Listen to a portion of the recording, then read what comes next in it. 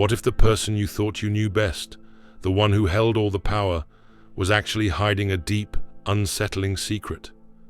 What if their perfect world was just a fragile mask, ready to crack and reveal something truly heartbreaking?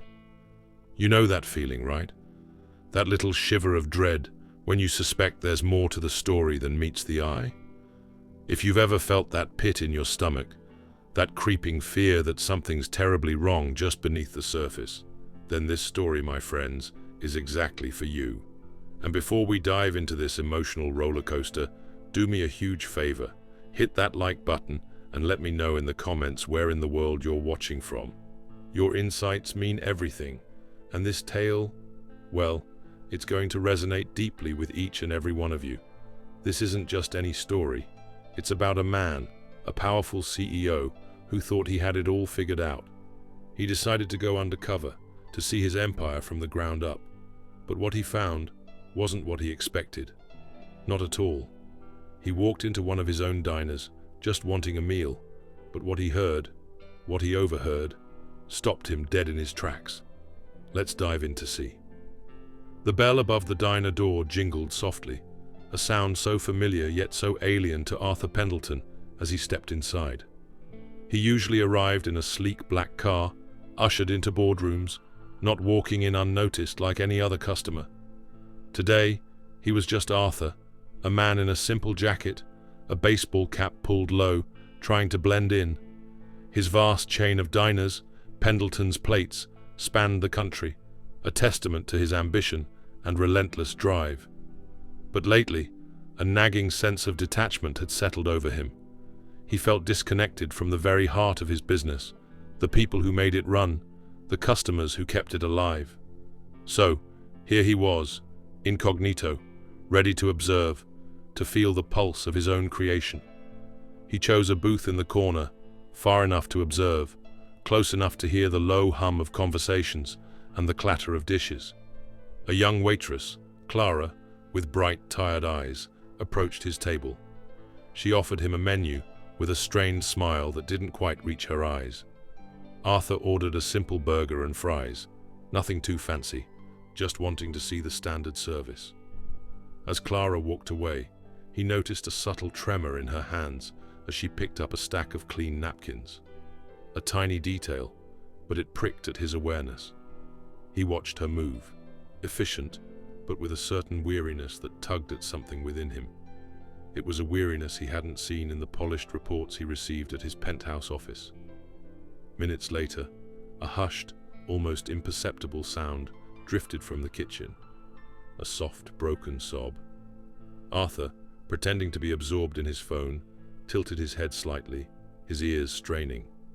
It was Clara's voice, no doubt. The sobbing grew a little louder, muffled but clear, filled with a raw, agonizing pain. He heard another voice, gruff and low, Dave, the diner manager, saying something he couldn't quite make out. Then, Clara's voice again, choked with tears. I just can't. Not today. I don't know what to do. A cold dread began to creep up Arthur's spine. He felt a powerful urge to barge into the kitchen, to demand answers, to fix whatever was broken. But he held back, forcing himself to breathe, to remember why he was here, to understand, not to interfere, not yet. This wasn't about power plays, it was about genuine discovery. The hamburger arrived, perfectly cooked, but Arthur barely noticed. His gaze kept drifting towards the kitchen door, his mind replaying the sound of Clara's despair. He thought about the shiny, optimistic reports that landed on his desk every morning, painting a picture of a thriving business and happy employees. Was it all just a carefully constructed illusion? He saw Clara emerge moments later, her face blotchy, her eyes red-rimmed, but she was trying to compose herself. She forced another strained smile as she refilled a customer's coffee. Arthur's heart ached with a strange mixture of anger and sadness. He had built this empire, and yet he felt utterly powerless in this moment, witnessing a human being in pain right under his nose. He finished his meal quickly, paid the bill, and left a generous tip, making sure to catch Clara's eye and offer a small, sympathetic nod. She looked startled, a flicker of something unreadable in her eyes, before she quickly looked away. Arthur didn't leave the diner. Instead, he walked around the block, his mind racing. He knew he couldn't just walk away. This wasn't a business problem to be solved with a spreadsheet. This was a human problem, a wound in the heart of his company. He called his executive assistant, Brenda, a sharp, no-nonsense woman who had been with him for years. "Brenda," he said, keeping his voice calm, "I need you to dig into something for me. A specific diner, on Elm Street. I want to know everything about the staff, particularly a waitress named Clara, and the manager, Dave. Every detail. Their employment history, their recent performance, anything unusual. And do it discreetly. No one should know this is coming from me." He spent the next few hours in a nearby park, feeling the cool breeze on his face, trying to clear his head. The raw emotion in Clara's cry echoed in his ears. He thought of his own struggles, the moments of desperation he had faced before building his empire. He knew what it felt like to be overwhelmed, to feel utterly alone. But he had resources, power. Clara, it seemed, had none of that. Brenda's call came later that evening. Her voice was quiet, almost hesitant. "Arthur, you're going to want to hear this." She proceeded to lay out a devastating truth. Clara, a single mother, had been struggling immensely. Her young son Leo had been diagnosed with a rare, aggressive illness that required constant, expensive treatment. Her husband had left them shortly after the diagnosis, unable to cope. The diner's insurance barely covered a fraction of the medical bills, and Clara had been working double shifts, picking up extra hours, anything to make ends meet. The manager, Dave, aware of her plight, had been putting subtle pressure on her, even hinting at disciplinary action for minor infractions, making her fear for her job.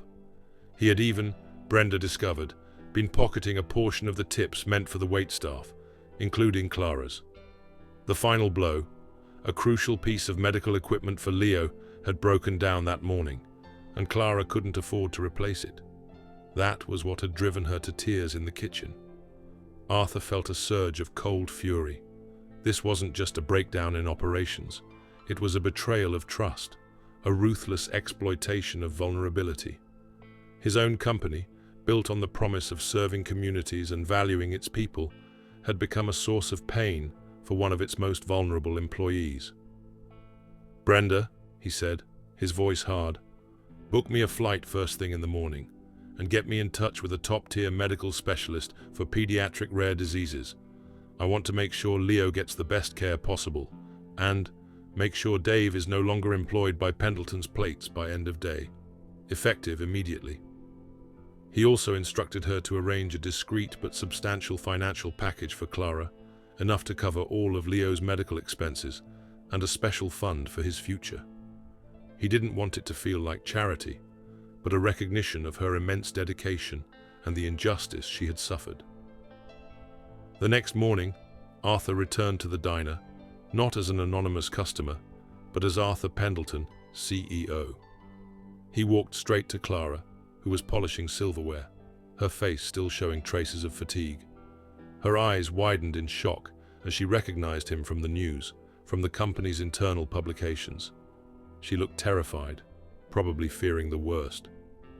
"Clara," he said gently, his voice full of genuine remorse, "I am so incredibly sorry." He told her he had learned of her situation, not just about Dave's actions, but about Leo. He explained that he had taken immediate steps to ensure Dave would no longer be part of the company, and that Clara and Leo would be fully supported. He told her about the medical specialist, about the financial security.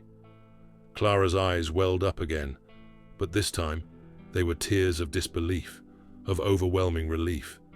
She tried to speak, but her voice broke. She just nodded, tears streaming down her face, a silent, profound gratitude. Arthur realized then that true leadership wasn't just about profits and expansion. It was about seeing the human beings behind the numbers, acknowledging their struggles, and using one's power to uplift, to heal, to right wrongs. It was about creating a space where no one had to cry in the kitchen, hidden and unheard. As he left the diner that day, the jingling bell sounded different, no longer a symbol of his distant empire, but a chime of newfound understanding. He knew, with a certainty that settled deep in his bones, that this was just the beginning of a profound shift in how he led, how he connected, and how he truly understood the heart of his business. Because sometimes, the loudest lessons are learned in the quietest, most unexpected corners, and the greatest strength lies not in how much you own, but in how much you care. What do you think is the true measure of a person's success? Is it the wealth they accumulate, or the positive change they bring to the lives of others? Let me know your thoughts in the comments below.